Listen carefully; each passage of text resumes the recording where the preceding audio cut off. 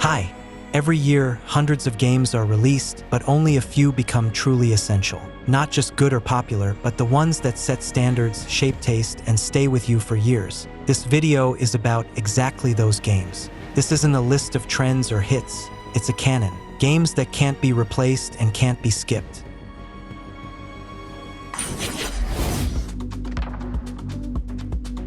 The Legend of Zelda: Breath of the Wild. It didn't just become another entry in a legendary series. It completely redefined what an open world in games could be. Unlike traditional Zelda titles that guide you from objective to objective, here you're dropped into a vast world where freedom is a real gameplay principle.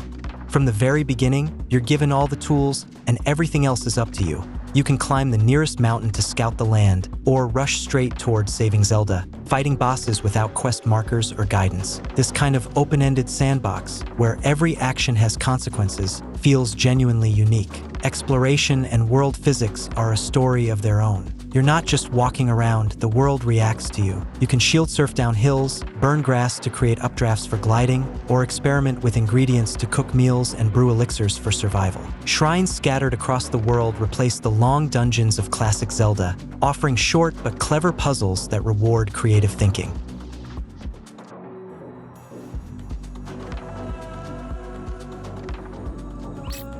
Red Dead Redemption 2. This isn't just a game about the Wild West. It's a simulation of immersion that's rarely seen in video games. The world truly lives on its own. Wild horses run across the plains, deer move quietly through forests, and townsfolk go about their daily routines whether you're there or not. Interacting with NPCs can be as simple as a greeting or grow into full conversations that reveal character and make you forget you're playing a game. Relationships within the van der Linde gang feel almost familial. Over time, you don't just complete missions, you grow attached to the people around you. Games of this scale often sacrifice depth for spectacle, but RDR2 does the opposite. Survival mechanics, from caring for your horse to eating and resting, don't just add realism, they deepen your emotional connection to the world. Gunfights and the Deadeye system feel like true duels, while the sheer variety of random encounters, hunting, ambushes, unexpected events, makes every journey engaging, even when you're just riding into the sunset.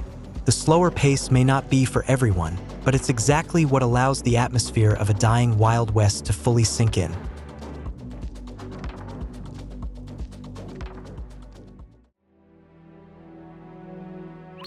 The Witcher 3: Wild Hunt. This is a benchmark for what a role-playing game can be when every decision truly matters. The focus isn't just on a massive open world, but on a rich universe filled with stories. Quests often unfold as small-scale dramas with moral dilemmas, where every choice has consequences.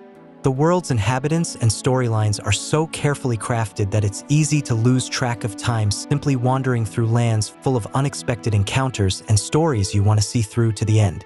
Combat and character progression also deserve attention. The fighting system balances tactical planning with fluid action, encouraging the use of potions, magical signs, and positioning to overcome a wide range of monsters. The day-night cycle affects enemy behavior, adding another layer to preparation. Every region, from the lively streets of Novigrad to the bleak swamps of Vilan, feels alive and rich with detail. You're not just completing quests, you're becoming part of a world that constantly evolves around you.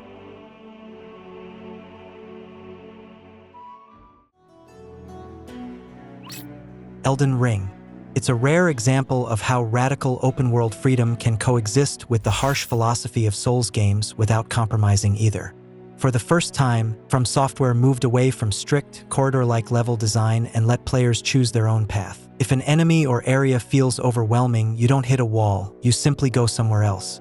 The world is built to constantly reward exploration, with hidden dungeons, unexpected bosses, secret areas, and alternative routes around every corner. The combat system is familiar to fans of the studio, but the open world gives it new life. Fighting on horseback, attacking at speed, retreating, or maneuvering across wide spaces greatly expands tactical options. Combine that with an enormous variety of builds, ashes of war, and magic, and you get a game where every playthrough feels different. Elden Ring doesn't simplify the Souls formula, it simply makes it more accessible.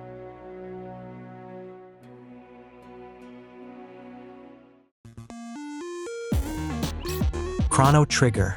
This is a perfect example of pacing and structure in a JRPG. something that still hasn't been surpassed. The game never artificially drags itself out. There's no pointless grinding, filler dialogue, or bloated dungeons.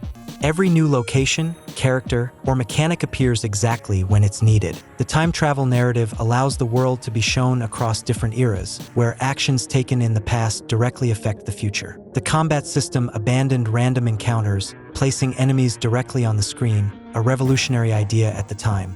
Combo attacks between characters add tactical depth and encourage experimenting with party composition. But the most impressive feature is the multiple endings, determined by your decisions and even by when you choose to confront the final boss.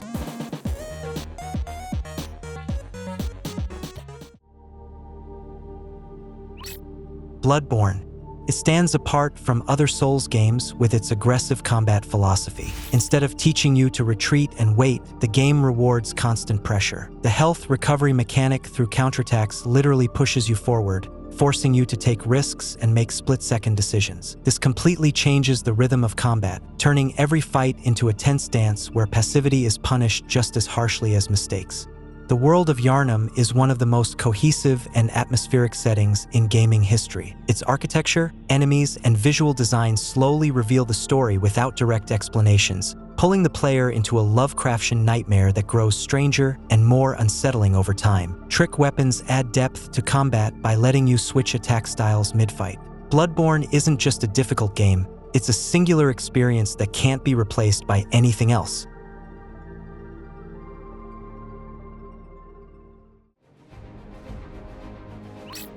Nier Automata. It disguises itself as an action RPG, but in reality, it's a game that constantly breaks player expectations. It shifts genres throughout the experience. A fast-paced hack and slash can suddenly turn into a top-down shooter, a bullet hell sequence, or even a platformer. The chip system turns progression into a meaningful choice, while save mechanics and the interface itself become part of the narrative. The music and visual style create a rare sense of melancholy. This is a game that doesn't ask you to simply play it, but to see it through to the very end, because only then does it fully reveal itself. That's exactly why it can't be skipped.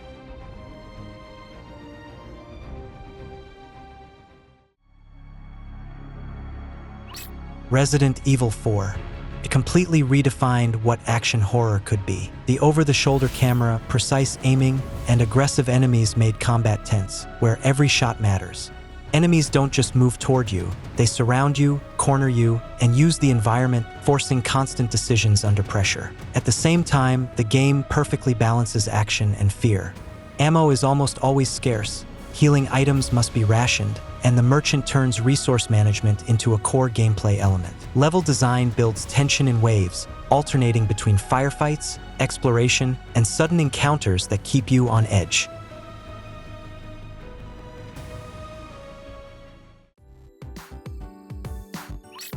Super Mario Odyssey. This is pure joy of movement, polished to absolute perfection.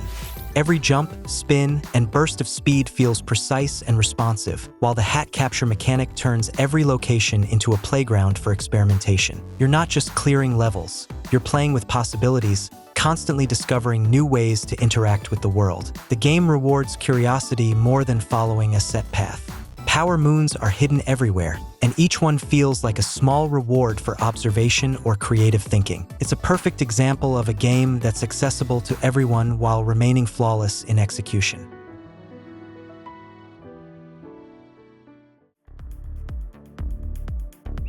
Sekiro: Shadows Die Twice. It completely abandons From Software's traditional RPG structure and builds the entire experience around player skill. There are almost no builds or classic progression systems. Victory depends on reaction, timing, and understanding your enemy. The posture and parry system turns every fight into a tense duel, where success comes from breaking your opponent's defense and imposing your own rhythm. Vertical level design and the grappling hook radically change how movement feels. You're no longer bound to the ground, exploration becomes fast, aggressive, and fluid. Bosses in Sekiro don't reward build optimization, but full mastery of the mechanics, which is why every victory feels truly earned. This is a game with no compromises, offering one of the purest and most honest combat experiences ever made.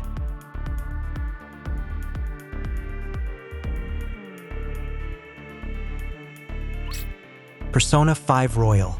It turns everyday routine into a full-fledged gameplay system. About half of the game isn't spent in dungeons, but living the life of a regular high school student, studying, working part-time, socializing, and building relationships.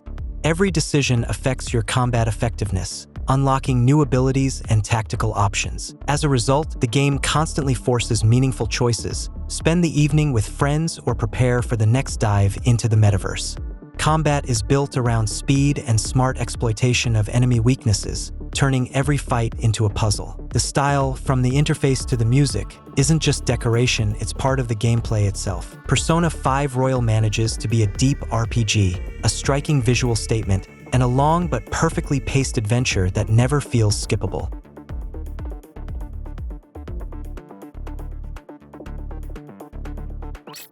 Fallout New Vegas. It stands out by giving the player real freedom of choice, not the illusion of it. Almost every quest can be solved in multiple ways, through dialogue, stealth, brute force, or faction manipulation. The world doesn't label decisions as right or wrong. It reacts logically and often brutally, forcing you to live with the consequences instead of reloading a convenient outcome. The reputation system and faction conflicts turn the wasteland into a living, reactive space. Even small actions can shift how entire groups treat you and influence the ending. New Vegas doesn't try to be comfortable or flashy. Its strength lies in writing, choice, and the feeling that you're truly shaping the fate of the world. That honesty and depth are what make it essential, despite its age.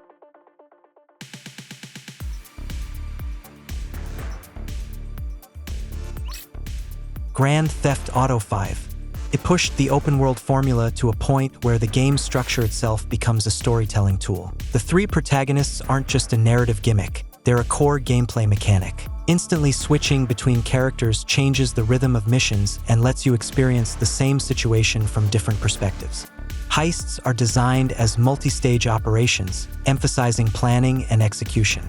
Los Santos feels less like a map and more like a real metropolis. Radio stations, TV shows, random events, and NPC behavior all work together to create a sharp satire of modern society. The game blends absurdity, drama, and freedom so seamlessly that even years later, it's easy to lose dozens of hours simply existing in this world. GTA 5 isn't just about scale and budget. It's a rare example of an open world that feels dense, varied, and truly alive.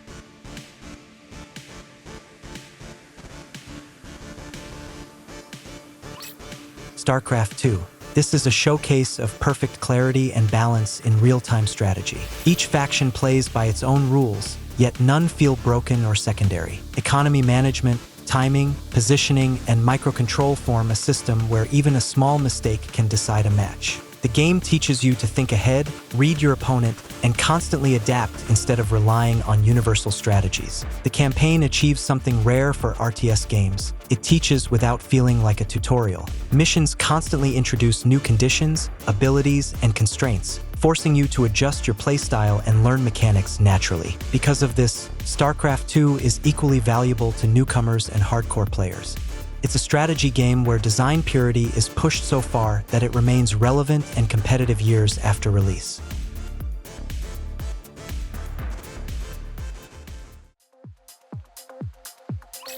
Forza Horizon 5. It turns motorsport into a celebration of freedom and speed. Instead of closed tracks, the game offers a massive, diverse world where you choose how and what you drive. Asphalt races, off-road trails, sandstorms, jungles, and cities all exist on a single map that encourages experimentation with cars and driving styles. The physics are realistic enough to feel the differences between vehicles, but forgiving enough to avoid punishing mistakes. Progression is built around enjoyment, not pressure. You're constantly unlocking new cars, events, and challenges without feeling grind or rigid structure. Social features and a shared online world create the sense of a global festival, where competition feels more like shared enthusiasm than pure rivalry. Forza Horizon 5 is a rare game that works perfectly as both an arcade racer and a simulator, making it one of the best entry points into the racing genre.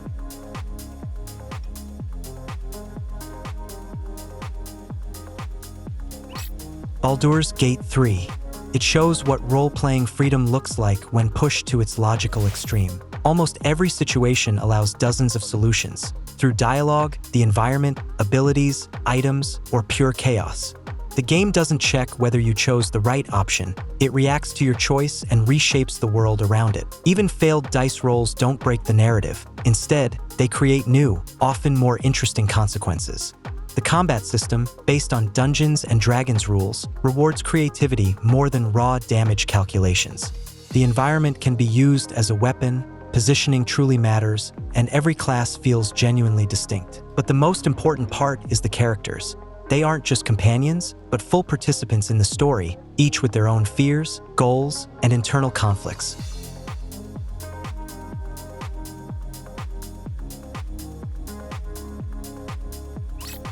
Cyberpunk 2077 Phantom Liberty.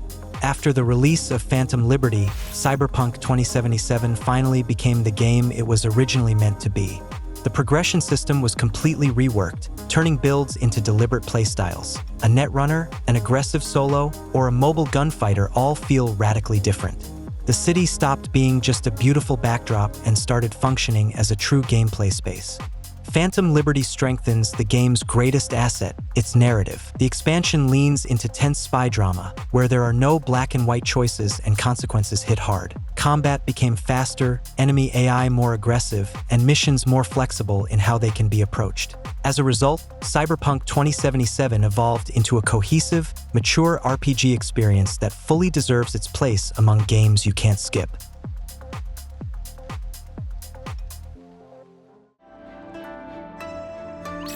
Ghost of Tsushima. It's an example of how an open world can be both minimalist and expressive. The game barely relies on interface markers, guiding the player instead through wind, landscape, and visual cues. Exploration doesn't distract from the atmosphere. It enhances it, turning traversal into a meditative experience where every hill and bamboo grove feels like a living painting. Combat revolves around stances and precise timing, making each encounter readable yet demanding. The protagonist's gradual shift from the samurai code toward darker methods of warfare is reflected not only in the story, but directly in gameplay. Ghost of Tsushima doesn't try to impress with the number of mechanics. It wins through cohesion, visual language, and a rare sense of harmony between story, combat, and world.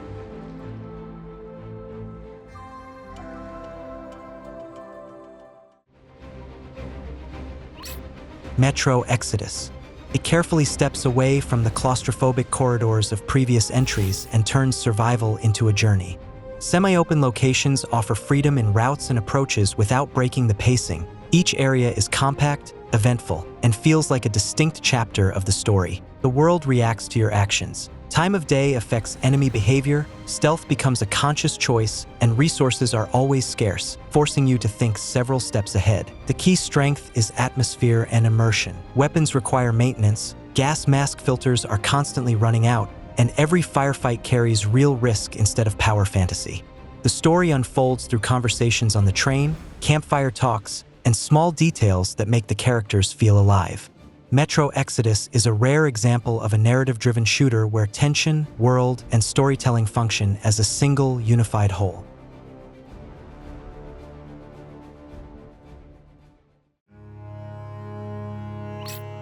Kingdom Come: Deliverance II is a textbook example of how a sequel should work. It keeps the foundation of the original while meaningfully improving everything that needed refinement: writing, quest structure, usability, and combat. The first game now feels like a prologue, because this is where the story truly gains momentum. The narrative is denser, more varied, and bolder, constantly shifting context and surprising through situations rather than simple objectives. The game's greatest strength lies in its characters and its authentic medieval atmosphere. The world isn't divided into black and white, and every character feels like a real person with their own motives and flaws. Combat is more readable, progression more purposeful, and the role-playing systems finally support immersion instead of working against it. Deliverance 2 doesn't try to impress with technical spectacle. It wins through atmosphere and design. This isn't a fantasy backdrop, but an almost documentary-like look at medieval reality, with respect for history, culture, and place.